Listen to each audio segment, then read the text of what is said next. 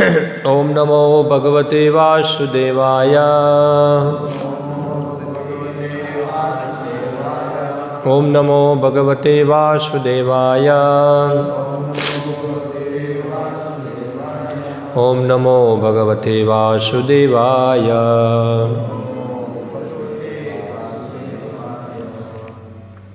हाँ, श्लोक लिखा नहीं है, मोबाइल में या बुक्स में से निकल के पढ़ सकते हैं। श्रीमद् भागवतम अध्याय 17 और श्लोक संख्या है 43 और 44। शीर्षक है कलिकोदंड तथा पुरस्कार।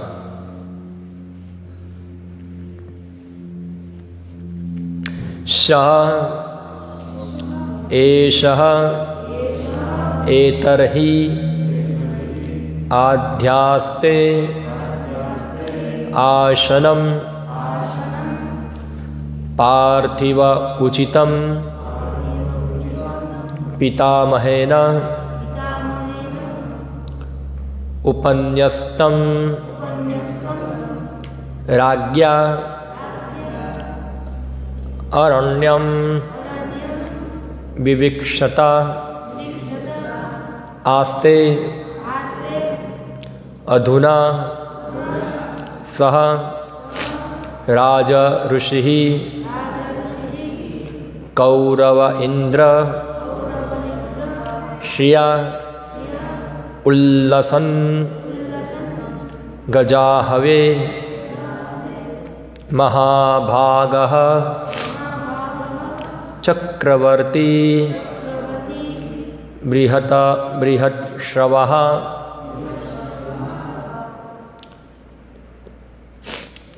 अध्याय 17 श्लोक संख्या 43-44।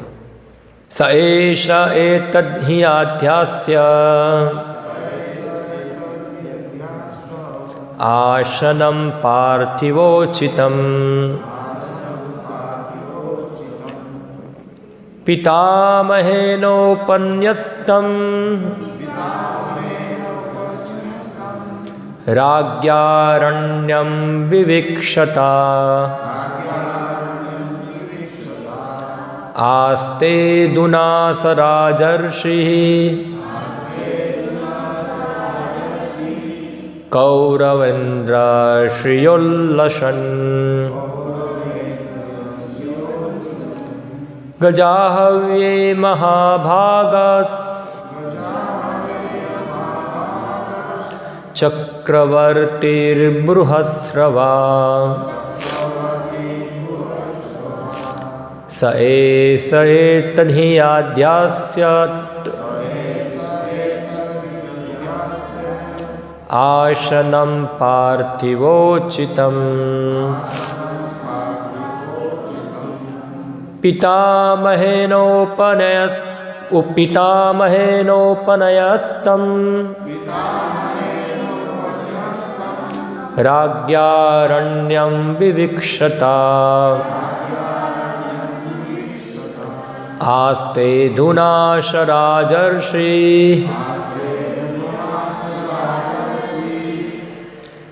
कौरवेन्द्र श्रियोल्लसन् गजाव्ये महाभागस् चक्रवर्ती बृहत्श्रवा। स एष एतद्धि आध्यास्त आसनं पार्थिवोचितं पितामहेनोपनयस्तं राज्ञारण्यं विविक्षता आस्ते धुनास राजर्षिः कौरवेन्द्र श्रियोल्लसन् गजाहवे महाभागस् चक्रवर्ती बृहस्रवः।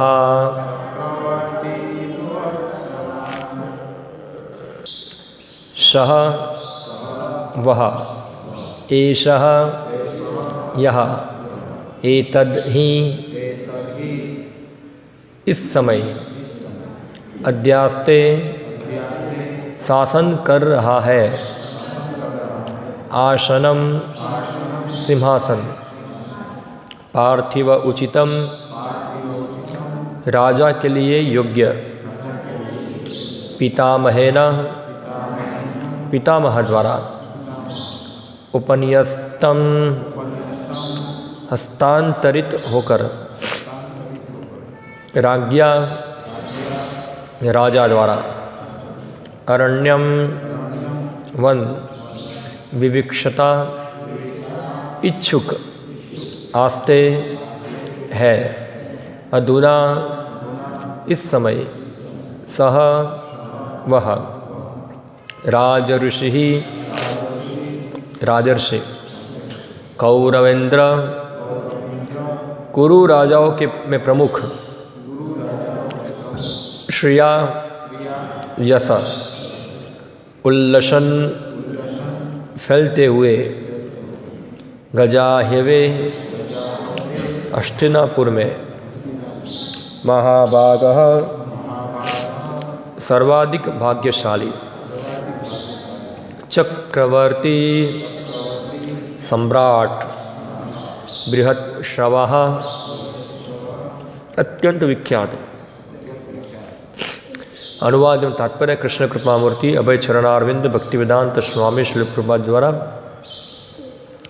वे ही सर्वाधिक भाग्यशाली सम्राट महाराज परीक्षित, जिन्हें महाराज युधिष्ठिर ने वन में जाते समय हस्तिनापुर का राज्य सौंपा था, अब कुरुवंशी राजाओं के कार्यों के से ख्याति प्राप्त करके अत्यंत सफलतापूर्वक संसार पर शासन कर रहे हैं।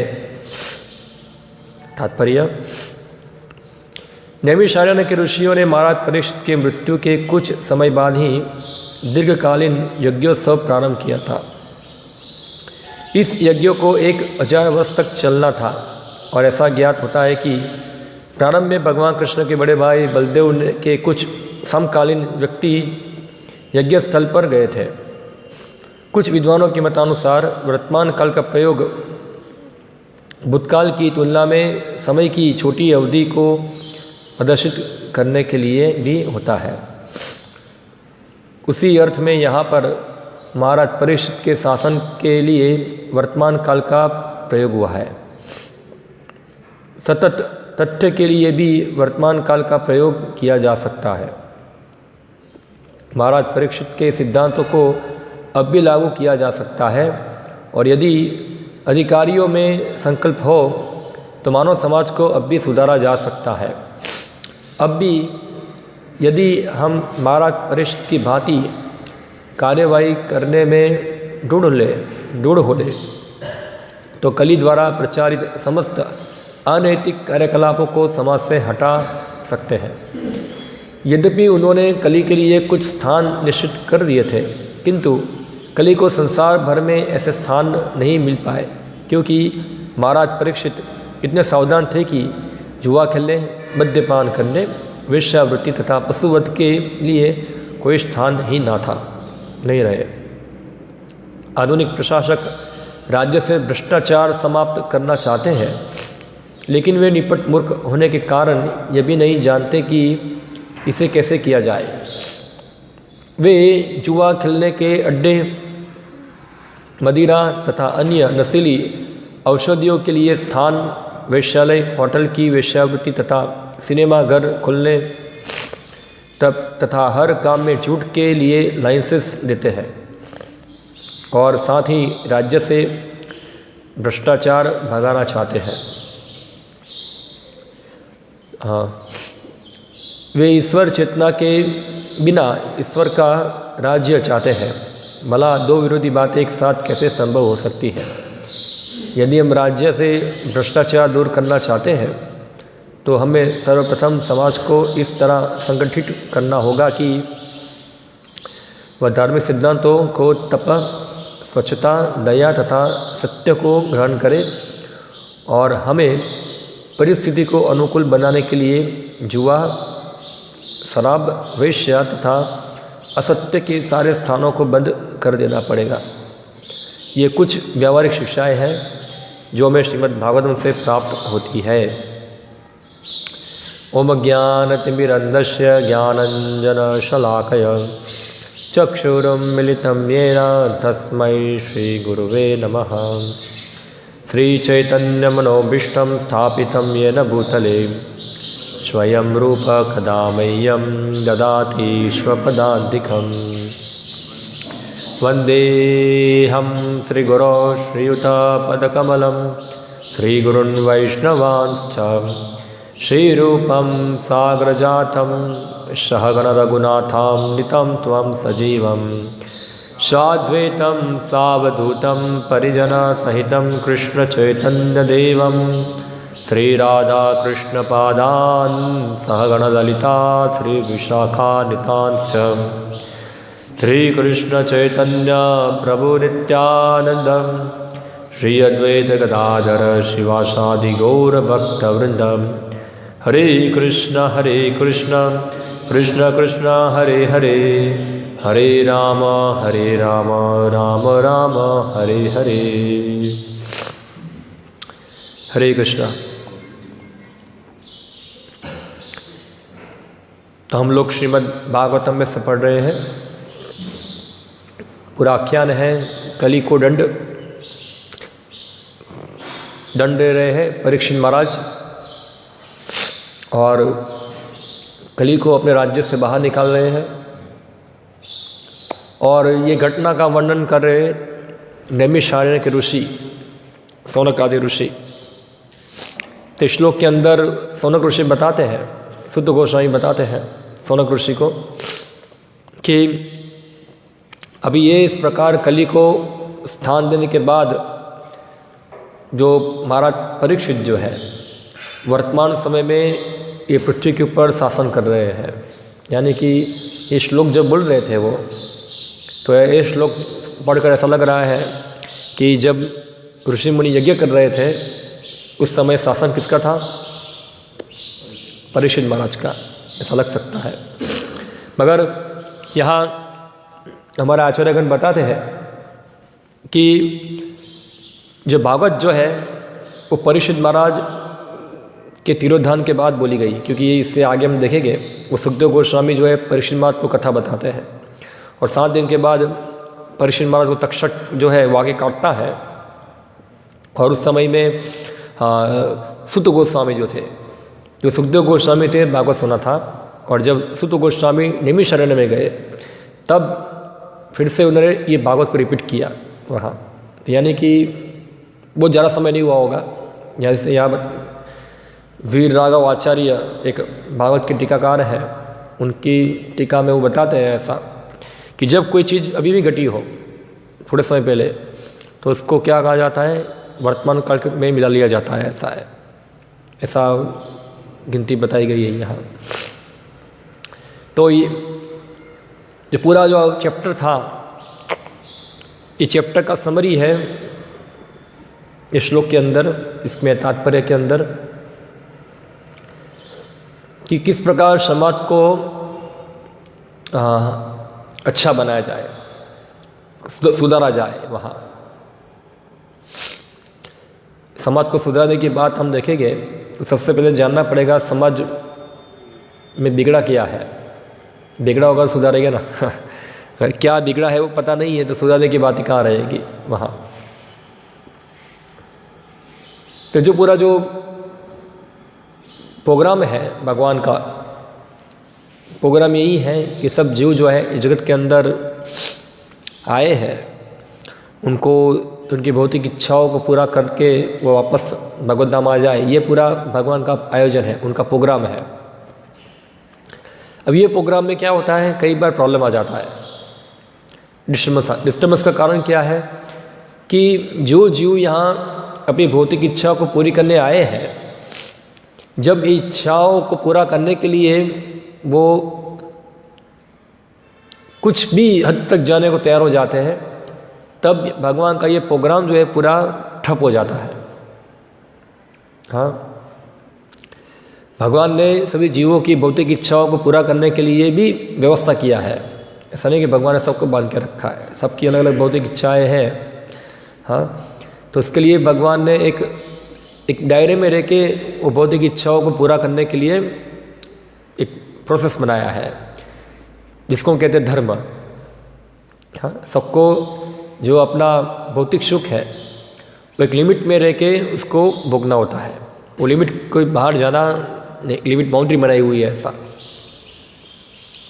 मगर कोई बाउंड्री क्रॉस करता है तो फिर क्या होता है, अधर्म होता है। तो ये धर्म है। मगर धर्म भी जो है, जब वो धर्म भौतिक सुख के लिए भोगा जाए तो वो भी धर्म का हाईएस्ट पर्पस नहीं है।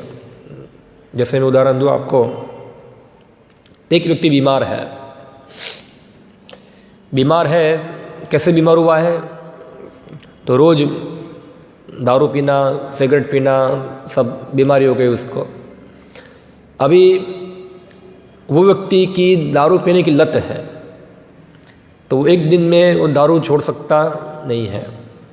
तो उसको एक लिमिट माना जाता है इसके ऊपर कि तुमको दिन में खाली एक ही बोतल पीना है, ज़्यादा नहीं। एक बोतल ज़्यादा हो जाएगा कितना, एक पैक पीना है, ज़्यादा नहीं पीना है, ऐसा है।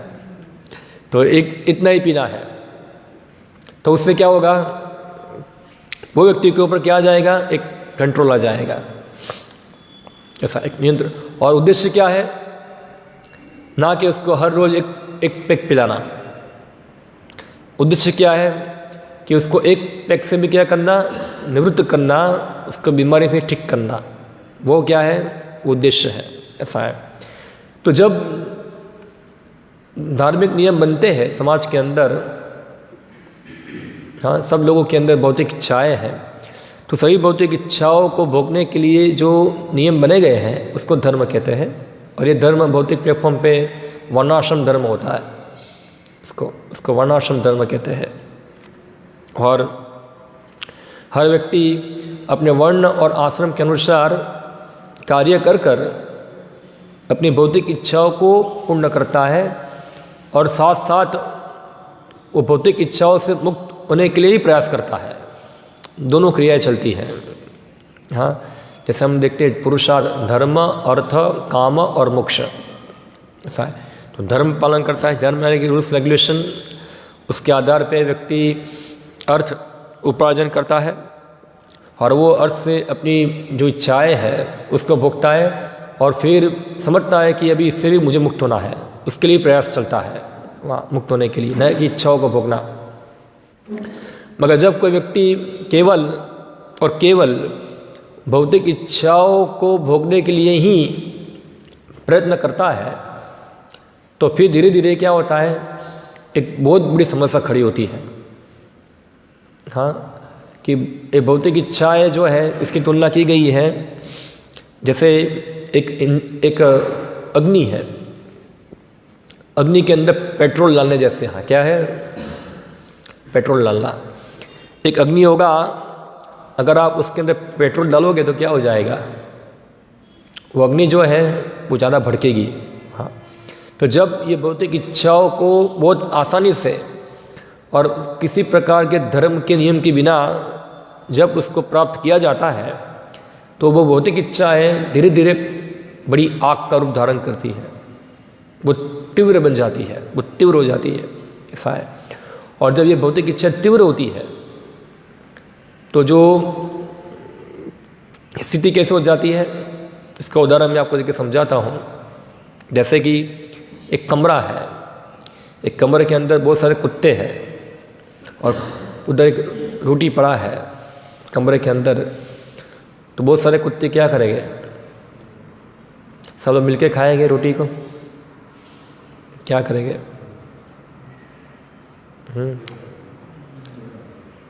तो हर एक कुत्ता जो है दूसरे कुत्ते को मारकर वो रोटी को हड़पना चाहेगा। क्यों? क्योंकि दूसरे कुत्ते की भौतिक इच्छा भोगने की वो तीव्र है। तो जिसकी तीव्र इच्छा है वो दूसरे जो भोगना चाहता है उसको दबाएगा वहाँ, और उस प्रकार से समाज के अंदर क्या होगा, डिस्टर्बेंस खड़ा होगा, अनबैलेंस होगा पूरा। और वर्तमान समय में यही हो रहा है। हाँ, जैसे हमने देखा इससे पहले, हाँ क्या यत्र पाप चतुर्विधम, क्या वो श्लोक था इससे पहले बताए, जैसे मांस भक्षण है, जुआ है, व्यभिचार है, और क्या था लास्ट में, नशा। ये 4 परिणाम जो है, ये 4 पाप बताए गए हैं। ये चारों को व्यक्ति धर्म के आधार पे कर सकता है, ये चारों चीज़ को प्राप्त कर सकता है, क्योंकि हर, जैसे बताया भागवत के अंदर, हर व्यक्ति की ये नबड़ाई है, क्या बोलेंगे हिंदी में इसको, वीकनेस है, कि उसका स्वाभाविक वलन जो है ये 4 चीज़ों को भोगने का है। स्वाभाविक, जैसे पानी होता है स्वाभाविक नीचे गिरता है, ऐसे जितने बद्ध जीव हैं वो सबका ये सब पाप कर्मों के प्रति आकर्षण ज़्यादा रहता है। हाँ, तो ये आकर्षण को कम करने के लिए, इसको कंट्रोल करने के लिए धर्म बनाया जाता है वहाँ। जैसे कोई व्यक्ति मांस खाना चाहता है, तो अगर उसका आकर्षण बहुत है, तो जैसे वर्तमान समय में हो रही है, मांस खाने की इच्छा से व्यक्ति कितने पशुओं का वध कर रहे हैं पूरा। हाँ, बड़े बड़े कत्ल खाने चलते हैं और अंधाधुंध पशुओं को मारा जाता है वहाँ। मगर धर्म जो है वो मांस खाने वाले को संतुष्ट भी करता है और पशुओं की हत्या ही बचाता है। क्योंकि अगर व्यक्ति कोई मांस खाना चाहता है तो धर्म भी उसको मांस खाने के लिए अलाउ करता है, खा सकता है। कैसे खा सकता है? तो उसको महीने में एक ही बार खाना है। कैसे खाना है? उसको दुर्गा के सामने उसको बलि करके खाना है, मंत्र उच्चारण करना है।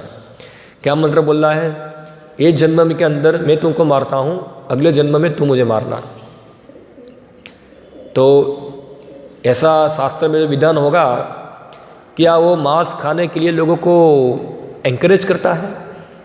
नहीं, वो मांस खाने वाले व्यक्ति की वृत्ति को कंट्रोल करता है।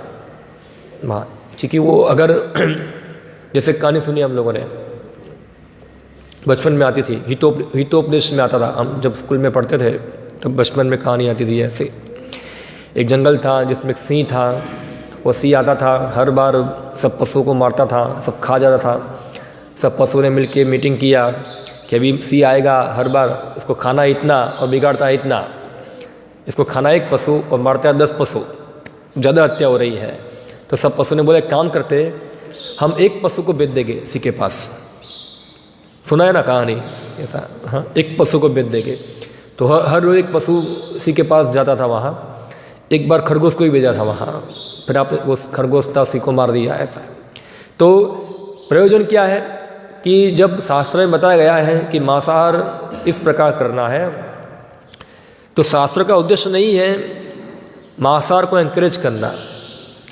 क्योंकि अगर शास्त्र इस प्रकार मांसाहार करने के लिए लोगों को नहीं बोलेंगे तो लोग क्या करेंगे? उसी जैसे हो जाएंगे। क्यों? क्योंकि लोगों की भौतिक इच्छा जो है तीव्र इतनी है कि उनको उनकी इंद्रिय के ऊपर कंट्रोल नहीं है। तो क्या होगा? उससे अंधाधुंध मांसाहार भक्षण होगा, अंधाधुंध पशु को हत्या होगी, जैसे अभी हो रही है, वर्तमान समय में हो रही है। हम देख सकते हैं ऐसा, ये कितने पशुओं को अंधाधुंध मारा जाता है। किसके लिए? ये जीभ के लिए। क्योंकि इतनी तीव्र इच्छाएं हैं भौतिक भोग करने की कि अपनी जीभ को, अपने इंद्रियों को कंट्रोल कर सकते नहीं है। बस खाना है, किसी तरह भी उसको खाना है वहाँ। तो ये क्या हो गया? ये पतन हुआ वो व्यक्ति का। उसी प्रकार से नशा करना है किसी व्यक्ति को, तो नशे के लिए श्रोत्रमणि यज्ञ, हाँ, व्यक्ति यज्ञ, श्रोत्रमणि यज्ञ के अंदर, यज्ञ के समय वो सूरा जो है एक प्रकार का नशा है, उसको पी सकते हैं ब्राह्मण का परमिशन लेकर, कुछ विशेष उत्सवों के अंदर। क्यों? कंट्रोल करने के लिए नियम बनाए गए। उसी प्रकार से व्यभिचार है। हर व्यक्ति होगा, स्त्री पुरुष होगा, अन्य स्त्री पुरुष से संबंध रखने के लिए हमेशा उसका मन जो है उधर जाता है, तो उसको विवाह के माध्यम से कंट्रोल किया जाता है। ऐसा है। तो उससे क्या होगा? वो सीमित जगह पे ही वो रहेगा, उससे वो बाउंड्री के बाहर जाएगा नहीं, एक बाउंड्री बना दी जाती है उसके लिए वहाँ। तो उसे समाज के अंदर क्या होगा, जो काम है वो कंट्रोल में रहेगा इससे। और काम को डायरेक्ट किया जाता है प्रजोत्पत्ति के लिए, जिससे एक दूसरा भी धर्म कार्य उससे हो जाता है। यानी कि जैसे आग है, आप आग का उपयोग कर सकते हो अच्छा भोजन पकाने में, और आप आग का उपयोग कर सकते हो किसी को जलाने में भी। अभी किस प्रकार आग का उपयोग करना है वो आपको सीखना है कैसा है। इसी प्रकार से धर्म जो है, सबकी जो वृत्ति है उसको प्रॉपर तरीक़ा से यूटिलाइज कर कर उनको धर्म में लगाते हैं। जैसे मैंने उदाहरण दिया काम का, तो काम को भी धर्म में एंगेज कर कर प्रजा उत्पत्ति में लगाया जाता है। इससे जो सृष्टि है वो आगे बढ़ती है, ऐसा है। मगर क्या होगा, अगर धर्म नहीं होगा तो क्या होगा फिर? जैसे हम अब वर्तमान समय में देखते हैं ऐसा कि लोग कहाँ भी किधर भी व्यभिचार सामान्य हो गया है इसके लिए, और जो मुख्य उद्देश्य था प्रजोत्पत्ति का वो तो बंद हो गया है वहाँ। और ऐसे ही सब अनावश्यक तरीके से सब रहते हैं, तो इससे क्या समाज अनबैलेंस होता है वहाँ। तो धर्म जो है उसको कंट्रोल करता है विवाह के माध्यम से। और रहेगा अंत में मांस, जुआ खेलना। जुआ भी किसी ओकेजन में खेल सकते हैं, किसी व्यक्ति के लिए जो खेलने का, जिसको खेलना बहुत इच्छा है ऐसा, उसको धर्म के माध्यम से कंट्रोल किया। शत्रु के लिए अलाउ होता है जुआ खेलना कुछ कंडीशन के अंदर। तो ये जो भौतिक इच्छाएं हैं उसको हमेशा धर्म के माध्यम से कंट्रोल रखा जाता है, नियंत्रण में रखा जाना चाहिए। अगर उसके ऊपर कंट्रोल नहीं रहेगा तो क्या स्थिति होगी, जैसे आग के ऊपर पेट्रोल डालना हो जाएगा, ऐसा है। और जब आग के ऊपर पेट्रोल गिरता है तो आग क्या होती है, भड़कती है, और जो भी आजू बाजू होगा वो सबको जला के भस्म कर देती है। तो समाज कैसा हो जाएगा, जैसे एक रूम के अंदर सब कुत्ते बैठे हुए एक चपाटे के लिए सब झगड़ा करेंगे, ऐसा है। तो ये स्थिति समाज की बिगड़ी हुई स्थिति है। देखिए ये स्थिति को लोग जानते नहीं है, स्थिति ये है। ऋषभदेव बताते हैं श्रीमद् भागवतम में, नूनम प्रमत्ता कुरुते विकर्म यत् इंद्रिय प्रीति अवाप्नोति। हाँ, नूनम प्रमत्ता कुरुते विकर्म। प्रमत्त का अर्थ होता है व्यक्ति पागल हो गया है। किसके लिए पागल हुआ है? इंद्रिय प्रीति। इंद्रिय प्रीति यानी कि जो इंद्रियों के संसर्ग से व्यक्ति जो सुख, विषय सुख भोगता है, वो सुख भोग की लालसा के अंदर व्यक्ति प्रमत्त हो गया है। प्रमत्त यत् इंद्रिय प्रीति अवाप्नोति न साधु मन्ये यत् आत्मनयम असत अभी क्लेश अहि आसदेहा। मगर वो क्या है, अच्छा नहीं है। ये केवल उससे क्या होता है, क्लेश ही बढ़ते हैं वहाँ। तो हम देख सकते हैं कि अगर समाज के अंदर ये प्रिंसिपल नहीं डाले जाते तो क्या होता है, समाज पूरा अनकंट्रोल हो जाता है। अनकंट्रोल एनिमल, मनुष्य एक पशु है, सामाजिक प्राणी है, नो डाउट। सामाजिक प्राणी तो गाय भी होता है, वो भी समाज में रहते हैं, कुत्ते भी समाज में रहते हैं। मगर जनरली ऐसा सिखाया जाता है मनुष्य एक सामाजिक प्राणी है, ऐसा है। तो उसके ऊपर कोई कंट्रोल होता है, कोई रेगुलेशन होता है वहाँ। अगर वो रेगुलेशन से, अगर रेगुलेशन कोई नहीं रहेगा, सब मनुष्य कंट्रोल हो जाएंगे, तो क्या होगा, हर व्यक्ति जो है वो भोग के लिए कितनी भी हद तक चला जाएगा। क्यों? प्रमत्ता। वो क्या हो गया है, प्रमत्त हो गया है। नूनम प्रमत्त कुरुते विकर्म, क्योंकि वो विकर्म जो है इतना हैवी है, और इसके कारण पूरा समाज के अंदर डिस्टर्बेंस खड़ा होता है यहाँ। तो यहाँ श्रील प्रभुपाद जी बताते हैं यहाँ एक चीज़ कि समाज को सुधारा जा सकता है, इस समाज को सुधारा जा सकता है। क्योंकि जो प्रोग्राम है भगवान द्वारा सृष्टि सर्जन का, वो प्रोग्राम यही है कि लोग जो है अपनी भोग इच्छाओं को संतुष्ट भी कर ले और साथ साथ भगवत धाम भी आ जाए, वापस आ जाए। मगर भगवत धाम जाने का जो भगवान का प्रोग्राम था वो बंद हो गया है, और रेगुलेट जो इंद्रिय तृप्ति थी वो भी बंद हो गई है, अनरेगुलेट इंद्रिय तृप्ति हो गई है, ऐसा है। तो यहाँ श्री प्रभुपाद जी को उदाहरण देते हैं कि जब इंद्रिय तृप्ति अनरेगुलेटेड हो जाती है तो समाज में क्या क्या दिखता है।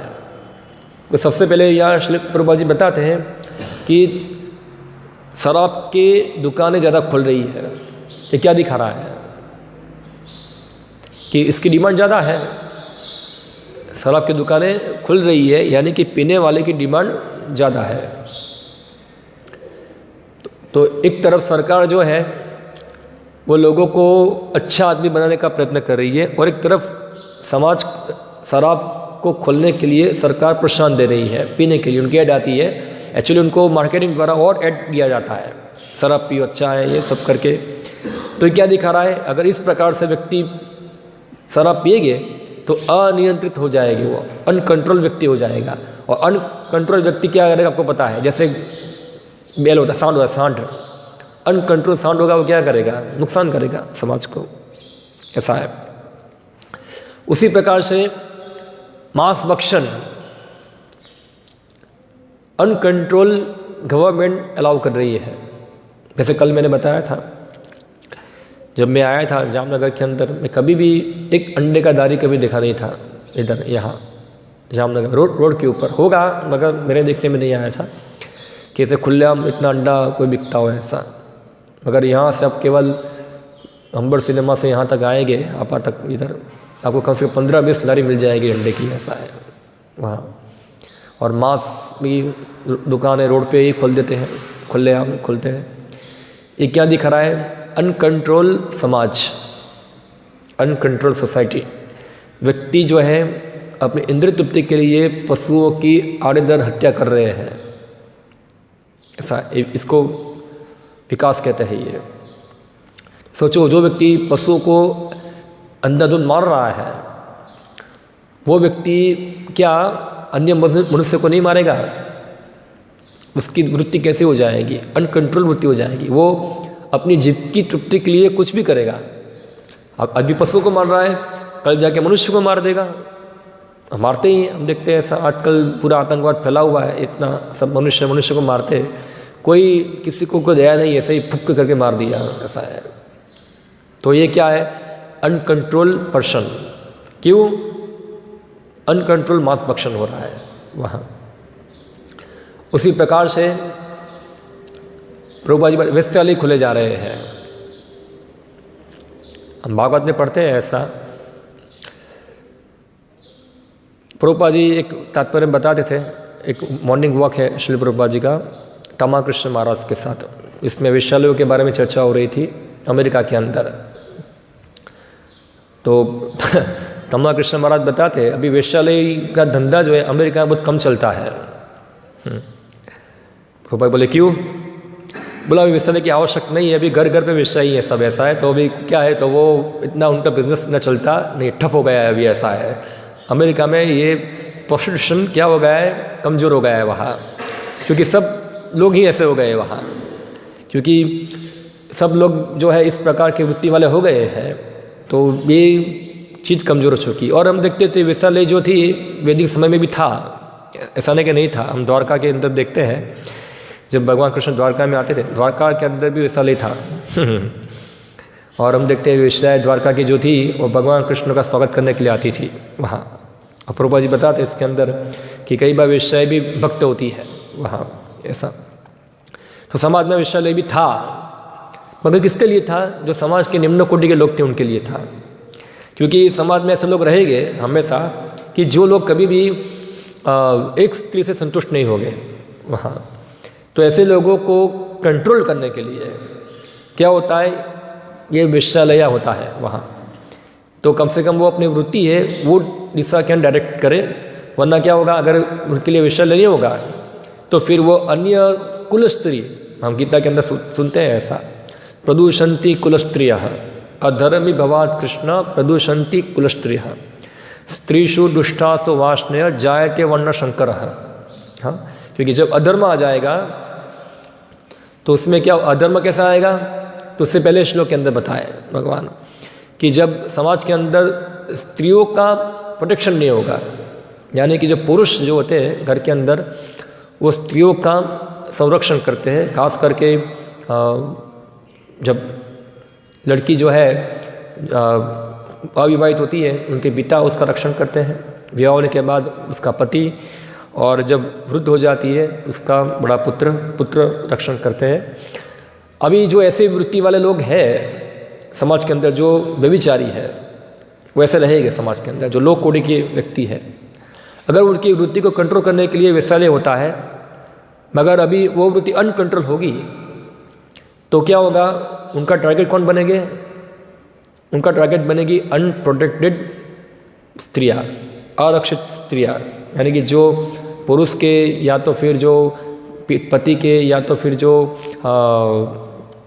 पुत्र के संरक्षण में नहीं है, वो उनका टारगेट बनती है। और आप देखते हैं ऐसा, आप देखो जो भी लोग हैं जो पुरुष से दूर रहते हैं, उनसे थोड़ा डिस्टेंस बढ़ जाता है उनका, जो स्त्रियों का, वो स्त्रियों को तुरंत, ये इसको कहते हैं विमेन हंटर, उनको कैप्चर करते हैं। ऐसा है क्योंकि उनके लिए आसान हो जाता है उनके साथ कम्युनिकेट करना, उनके साथ बात करना, उनको फुसलाना और उस प्रकार उसको एक्सप्लॉइट करना। कि जब तक तो पुरुष साथ में होगा तो उसकी किसी की हिम्मत नहीं होगी वहाँ जाकर उसको बात करें, ये करे, वो कोई जाएगा नहीं वहाँ। जैसे ही पुरुष दूर होता है उसका एंट्री होता है। जैसे हम देखते हैं रामायण के अंदर, जब तक लक्ष्मण जो थे वहाँ थे तब तक रावण वहाँ नहीं आया था क्योंकि राम भगवान सीता माता को लक्ष्मण के संरक्षण में छोड़ के गए थे वहाँ। जिसे लक्ष्मण गए रावण का एंट्री हो गया वहाँ। तो आजकल तो लक्ष्मण रेखा बनाई थी वो लक्ष्मण ने ऐसा, और सीता माता को बोला था कि आपको लक्ष्मण रेखा क्रॉस नहीं करना है, मगर आज लक्ष्मण रेखा को क्रॉस करने के लिए बहुत बड़ा प्रोपेगेंडा होता है कि सब स्त्रियों को घर से बाहर निकलना है, आप सबको कैरियर बनाना है आपका। क्या घर में बैठे रहते हैं? ऐसा है, बाहर आइए, पढ़े लिखिए, आपका भी इंडिविजुअल जीवन है, आपका भी व्यक्तित्व है, ये थोड़ा आपका जीवन है वहाँ। हम बाहर निकलिए, पैसा कमाइए, आपका भी खुद कैरियर होना चाहिए, कुछ आपका कोई कुछ समाज के अंदर आपका भी कुछ अस्तित्व है। ऐसा है, इस प्रकार उनको फुसला कर उनको लक्ष्मण रेखा को क्रॉस किया जाता है। और जैसे लक्ष्मण रेखा क्रॉस करती है, जैसे घर के बाहर निकलती है, कैसे निकलती है? कैरियर बनाने के लिए मुझे आईटी बनना है, मुझे पायलट बनना है, मुझे एयर होस्टेस बनना है, मुझे फलाना ढिकना जो भी है, सब इस प्रकार से पंप मारा जाता है। जैसे ही लक्ष्मण रेखा क्रॉस होती है और बाहर आते हैं, तुरंत बेड़ी उसके ऊपर अटैक करते हैं, वहाँ अटैक होता है उसके ऊपर। अब देखते हैं ऐसे समाज में हो रहा है आज। जितने भी लड़कियाँ भाग जाती है या तो फिर जितनी लड़कियाँ बिगड़ जाती है, आप देखो वो घर में रहने वाली लड़कियाँ नहीं बिगड़ती ज़्यादा, जो बाहर जाती है वही बिगड़ती है। क्यों? क्योंकि बाहर गई, उन लोगों ने अटैक कर दिया वहाँ, अटैक, जैसे प्रोटेक्शन गया तुरंत अटैक कर दिया। और ये स्वाभाविक है, होगा ही, इसको आप रोक सकते नहीं है। चाहे हम कोई बोलेगा हम हमारी लड़कियों को अच्छा संस्कार देंगे, हम सब सिखाएंगे, सब करें, सब संस्कार हवा हो जाते हैं।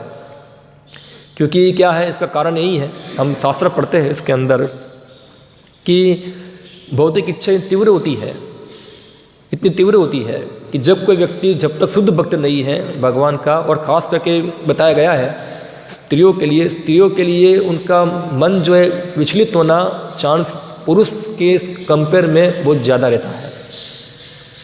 एक समय में एक पुरुष जो है वो अपने आप को पूरी तरह से कंट्रोल कर सकता है, मगर एक स्त्री है अपने को कंट्रोल नहीं कर पाती। वहाँ ये हम शास्त्र से पढ़ते हैं, वहाँ को शास्त्र से ज्ञान मिलता है वहाँ इधर। तो इसीलिए उस स्त्री को कंट्रोल करने के लिए एक व्यक्ति चाहिए, एक पुरुष चाहिए वहाँ। और जब कोई पुरुष उसको कंट्रोल करने वाला नहीं होगा तो अनकंट्रोल हो जाएगी और उसका फ़ायदा दूसरा व्यक्ति तुरंत उठा लेगा उसका, वहाँ तुरंत कोई व्यक्ति उसको कैप्चर करेगा वहाँ। और आप देखते हैं हम सब समस्या समाज के अंदर हो रही है इतनी सारी। हाँ, रेप हो रहे हैं। रेप किसका होता है? अभी हम देखते हैं गैंग रेप होता है, कितना सारा रिपोर्ट आता है समाज के पेपर के अंदर, रेप सब आता है इतना। तो अब जो घर पे स्त्रियां है, या तो जो घर पे माँ बाप के साथ रहते हैं या पति के साथ रहते हैं या बच्चों के साथ है, उन लोगों का कभी रेप नहीं होता है। रेप किसका होता है? जो अनप्रोटेक्टेड है, यानी कि जो स्त्रियां अपने आप को पुरुष के संरक्षण में रखना चाहती नहीं है और खुद इंडिपेंडेंट रहना चाहती है वहाँ। तो क्या होगा कि समाज के अंदर ऐसे लोग हैं ही निम्न कोटि के, तो वो लोग तुरंत उस पर अटैक करेंगे और समाज के अंदर समस्या होगा यहाँ। ऐसे लोगों ऐसा ना करें, ऐसे लोग। इसके लिए पहले क्या था? विषालय था कि वो लोग कम से कम विषालय में जाए तो वहाँ कंट्रोल में रहेंगे, दूसरी स्त्रियों को प्रदूषित नहीं करेंगे वहाँ जाके, वो उनको संभाल के, वो पूरा समाज जो है पूरा स्टेबल रहेगा।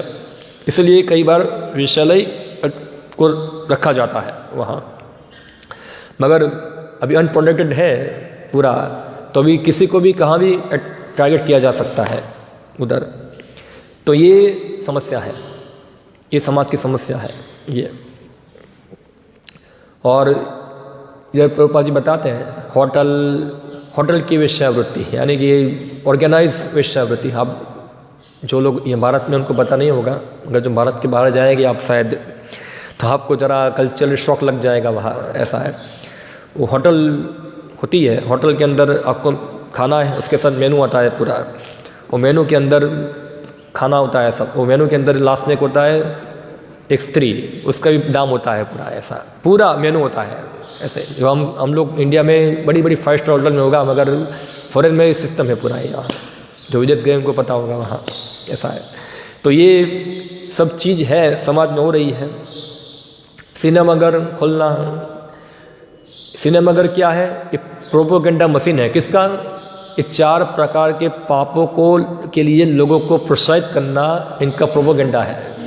जैसे हम लोग भागवत क्लास करते हैं, क्यों करते हैं? कि लोगों को भगवान की ओर मोड़े, लोगों के अंदर भगवत की भावना जगाए। इसी प्रकार उनका भागवतम क्लास चलता है सिनेमा के अंदर। भागवतम क्लास नहीं बोलते उनको, कली क्लास चलता है कली पुराण का क्लास चलता है सिनेमा के अंदर। हाँ, जैसे हम नित्यम भागवत सेवया, हम रोज नित्य भागवत सेवन करेंगे तो हमेशा भक्ति में क्या रहेंगे? हम लोग दृढ़ रहेंगे। उसी प्रकार हम नित्य सिनेमा सेवया करेंगे, हम नित्य सिनेमा देखेंगे, टीवी देखेंगे, इसलिए हमारे अंदर पाप करने की वृत्ति जो हमेशा बनी रहेगी वो कभी कम होगी, क्योंकि हम नित्य सिनेमा का सेवा कर रहे हैं वहाँ। तो सिनेमा में क्या आता है? यही है, लोगों को एनकरेज करना पाप करने के लिए, उनको आइडिया देना अलग अलग प्रकार के। अब देखो सिनेमा में स्टोरी, जब एंटरटेनमेंट के नाम पे क्या आइडिया होता है, क्या करना है पूरा। और वहाँ से लोग, जैसे हम भागवत पढ़ के, हम भागवत के उदाहरण से हम भक्ति सीखते हैं कि देखो ये भागवत में भक्त ने ऐसा किया था तो हमको ऐसे भक्ति करनी चाहिए। तो सिनेमा में भी सब दिखाते हैं कैसे पाप करना है, देखो उसने ऐसा किया था, मैं भी ऐसा करूँगा मेरे जीवन के अंदर तो ये सब शिक्षाएँ जो है, प्रोपेगेंडा है, वो वहाँ से आता है, सिनेमा से आता है पूरा। और इस सिनेमा भी बहुत बड़ा बिजनेस बन जाता है, और ऐसे इस प्रकार से लोगों को पूरा दिग्भ्रमित कर कर ये सब 4 प्रकार के पापों को करने के लिए और ज़्यादा एंकरेज किया जाता है, एंकरेज किया जाता है। अभी आप सोचो, एक तरफ आप समाज को अच्छा करना चाहते हैं और एक तरफ समाज को आपने इतना जला दिया है, कैसे वो व्यक्ति समाज स्थिर रहेगा? बहुत बड़ी रैली निकलती है, बहुत बड़ा प्रोटेस्ट होता है पूरा, गैंग रेप रोको, भ्रष्टाचार रोको, ये रोको, वो रोको, क्राइम रोको, फलाना रोको, ढिकना रोको, कितना सारा प्रोटेस्ट चलता है, हर रोज़ कुछ ना कोई आंदोलन चलता है। पर क्या है? ये सब हिपोक्रेसी है, ये सब हिपोक्रेसी है। एक तरफ प्रभुपाद जी बताते हैं, एक तरफ आग है, एक तरफ आग के अंदर आप पेट्रोल डालते हैं और दूसरे हाथ से पानी डालते हैं, तो क्या होगा? क्या आग बुझेगी? उससे धुआं होगा, धुआं। ऐसा है। तो एक तरफ से लोगों को इंद्रिय तृप्ति करने के लिए बहुत ज़्यादा एनकरेजमेंट है।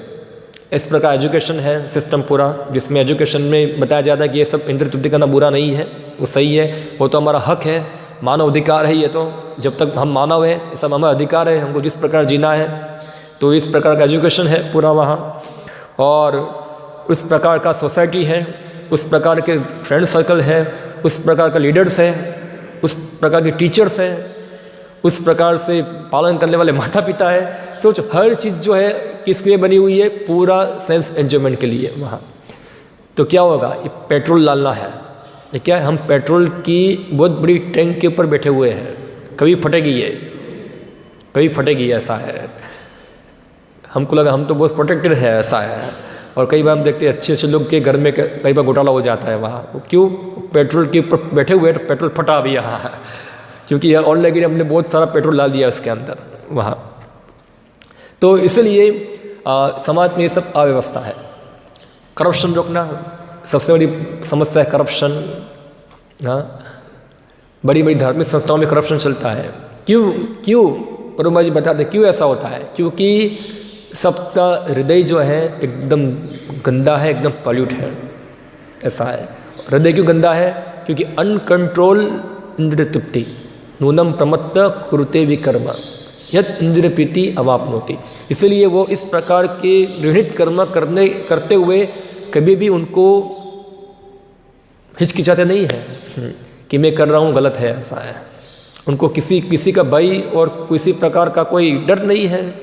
उनको लग रहा है कि मैं जो कर रहा हूँ मुझे अच्छा लग रहा है, जस्ट आई डू इट, ऐसा है। तो ये स्थिति है सब।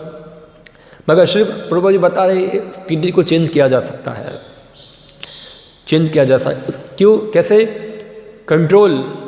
कंट्रोल धर्म स्थापित करके, यानी कि धर्म के कुछ सिद्धांत को लगाकर व्यक्ति को फिर से समाज को नियंत्रण किया जा सकता है। जैसे कि यहाँ बताए तप, समाज में एक प्रिंसिपल होना चाहिए तपस्या का। तपस्या यानी कि वॉलंटरीली अपने आप को कष्ट प्रदान करना। हमारे इंद्रियों को कष्ट कभी अच्छा लगता नहीं है, हम सब कंफर्टेबल जीवन जीना चाहते हैं। मगर वैदिक समय के अंदर कंपलसरी सबके लिए कुछ ना कुछ तपस्या होती थी। हाँ, कुछ तपस्या करना है। जैसे हमारे कृष्ण भावनामृत आंदोलन के अंदर तपस्या क्या है? पहले के ऋषि मुनि जो तपस्या करते थे ऐसे तपस्या तो हम नहीं कर पाएंगे। मगर तपस्या क्या है? मांस नहीं खाना है, तपस्या है। सुबह जल्दी उठना तपस्या है। हाँ, ठंडी में तो और तपस्या है सबको उठना बहुत समस्या चलती है। मगर जो लोग, कौन नहीं उठ पाता है? महाराज, हमारे भक्ति विकास महाराज एक बुक लिखा है, ब्रह्मचर्य कृष्ण कॉन्शसनेस बुक्स लिखी है। वो बुक के अंदर बताते हैं ऐसा कि जो तपस्या है, जो व्यक्ति का जीवन नियमित नहीं है वो व्यक्ति कभी तपस्या कर सकता नहीं है, रेगुलेट नहीं है जीवन के अंदर, ऐसा है। और जो तपस्या नहीं कर सकता है वो व्यक्ति कभी भी अपने संकल्प में कभी दृढ़ होगा नहीं। दृढ़ संकल्प चाहिए तो उसके लिए तपस्या करनी पड़ेगी। तपस्या करना है तो उसके लिए आपको रेगुलेट होना पड़ेगा। ये चेन है पूरा, ऐसा है। मगर हम देखते हैं कि अब बहुत लोग संघर्ष करते हैं, सुबह उठना, बहुत समस्या है उसके अंदर, और बाकी अलग अलग समस्याएं। एक कॉमन, एक्चुअली ये समस्या नहीं है, ये सामान्य चित्त थी वैदिक जीवन के अंदर कॉमन। लोग तो और ज़्यादा तपस्या करते थे, बहुत सारा। दिन में खाली एक ही बार खाना है, तपस्या होती थी। एकादशी के दिन फास्टिंग करना है। पहले एकादशी था यानी कि कुछ खाना नहीं था। अब एकादशी में कम से कम प्रभुपाद ने हमको अलाउ किया है कि आप ग्रेन मत खाओ, ऐसा है। बाकी सब चीज़ आप ग्रहण कर सकते हैं। क्यों? क्योंकि हमारा कलयुग का शरीर जो है वो तपस्या करने के लिए बना नहीं है इतना। मगर पहले कुछ ना कुछ तपस्या होती थी। एक टाइम खाना है या तो फिर कुछ नहीं खाना है।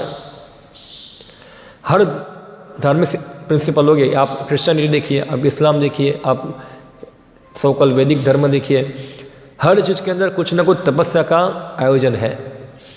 तपस्या करने से क्या होता है? हम हमारी इंद्रियों पे कंट्रोल करते हैं। इंद्रिय सिर्फ जा रही है और तपस्या क्या है? उस तरफ आना रिवर्स आना है, ऐसा है। तो क्या होता है? उससे बैक गियर लगता है और इससे व्यक्ति अपनी भौतिक इच्छाओं के ऊपर कंट्रोल कर पाता है। जैसे एक व्यक्ति को खाने की बहुत आदत है, जब भी चाहे खाओ खाओ खाओ खाओ खाओ खा खा खा खा खा करता है, ऐसा है। तपस्या क्या है? एक ही टाइम खाना है। तो क्या हो जाए? उसका खाने में कंट्रोल आ जाएगा। खाने में कंट्रोल आएगा तो उससे धीरे धीरे इंद्रिय शुद्ध होगी, इंद्रिय कंट्रोल में आएगी और ज़्यादा वो जीव का गुलाम नहीं बनेगा, ऐसा है। तो ये तपस्या बताई जाती है, ऐसा है। तो प्रभुपाद जी बताते हैं तपस्या का प्रिंसिपल इंट्रोड्यूस करना चाहिए सोसाइटी के अंदर। इससे बहुत सारा अनाज भी बचेगा जो अननेसेसरी वेस्ट होता है।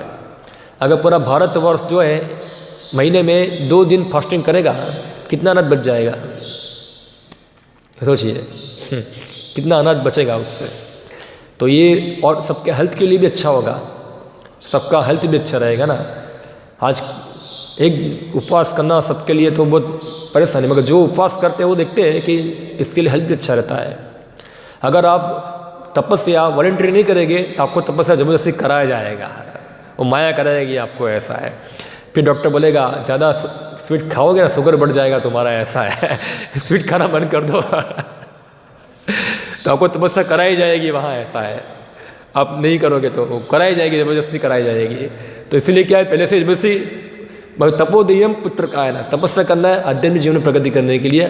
तो आध्यात्मिक जीवन में प्रगति के लिए नहीं किया, अभी हमको खाली जिंदा रहने के लिए ही तपस्या करनी पड़ेगी वहाँ, तो करनी तो पड़ेगी ही, ऐसा है। तो क्यों ना हम स्पिरिचुअल लाइफ के लिए ये प्रिंसिपल स्वीकार कर लें, ऐसा है। तो हमारे कृष्ण भक्ति में इतना ज़्यादा तपस्या नहीं है। एकादशी उपवास करना है, सुबह जल्दी उठना है, हरे कृष्ण मंत्र का जप करना है, बाहर का नहीं खाना है, टीवी देखना नहीं है, ये सब क्या है, तो तपस्या है, ये मगर करना चाहिए। स्वच्छता, व्यक्ति स्वच्छ जीवन बिताए। स्वच्छता यानी कि एक तो बाह्य स्वच्छता है, तो स्वच्छ कपड़ा पहने, नहाए धोए। अभी नहाना धोना भी सामान्य था पहले, अभी तो आप देखते हैं ठंडी की सीजन के अंदर कोई नहाता धोता नहीं है लोग 10 बजे 12 बजे नहाते हैं, इससे पहले घर का सब काम कर लेते हैं, बाद में शांति से क्या करते हैं, स्नान करते हैं। तो ये तमोगुण है पूरा। तो स्वच्छता, बाह्य स्वच्छता और आंतरिक स्वच्छता के लिए क्या है, हरे कृष्ण मंत्र का जप करना, ये है स्वच्छता। और फिर दया, हर व्यक्ति को कुछ ना कुछ दया होनी चाहिए। दया कैसे दिखा सकता है व्यक्ति, तो दान द्वारा, चैरिटी द्वारा। ये दान का प्रिंसिपल भी होना चाहिए समाज के अंदर। हाँ, जो लोग भक्त हैं वो दया कर सकते हैं, कृष्ण भावनाओं का प्रचार प्रचार करना, प्रचार के लिए लक्ष्मी डोनेशन में देना, या तो पुस्तक छपवाना, उसका वितरण करना, मंदिरों का निर्माण करना, प्रसाद डिस्ट्रीब्यूशन करना, ये सब क्या है, ये सब दया है। जो व्यक्ति नहीं करता है ऐसा, वो व्यक्ति क्या है, वो बौद्धिक इच्छाओं से पूरा ग्रस्त है, क्योंकि वो सोचता है कि मैं इतना सारा पैसा यहाँ खर्च करूँगा, इससे अच्छा है कि पैसा का उपयोग कहाँ करूँ, मैं अपनी इंद्रिय तृप्ति में मैं यह करूँ वहाँ, ऐसा है। मैं अच्छा क्यों मैं सब पैसा किसी के लिए बर्बाद कर दूँ, मैं खुद इसको भोग ना करूँ, ऐसा है। तो ये दया का प्रिंसिपल इंट्रोड्यूस होना चाहिए। इससे क्या होगा, ये इंद्रिय तृप्ति के प्रोग्राम के अंदर क्या होगा, थोड़ी कमजोरी आएगी उसके अंदर।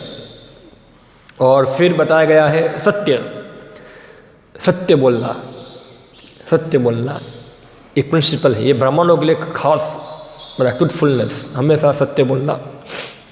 तो सत्य बोलना तपस्या है, ट्रूथफुल लेना। और प्रभुपाद जी बताते हैं सत्य यानी कि उसका हाईएस्ट प्रिंसिपल क्या है सत्य का, कि परम सत्य जो भगवान है उनको समझना, उनको जानना, ये हाईएस्ट सत्य का प्रिंसिपल है। और जो भगवान के आदेश है उनको यथारूप प्रस्तुत करना बिना तोड़े मरोड़े, ऐसा है। तो अब ये झूठ चलता है, बार बार व्यक्ति झूठ क्यों बोलता है, व्यक्ति झूठ क्यों बोलेगा, अपनी इंद्रिय तृप्ति के लिए सब जगह पे अंत में क्या आता है, अपनी इंद्रिय तृप्ति।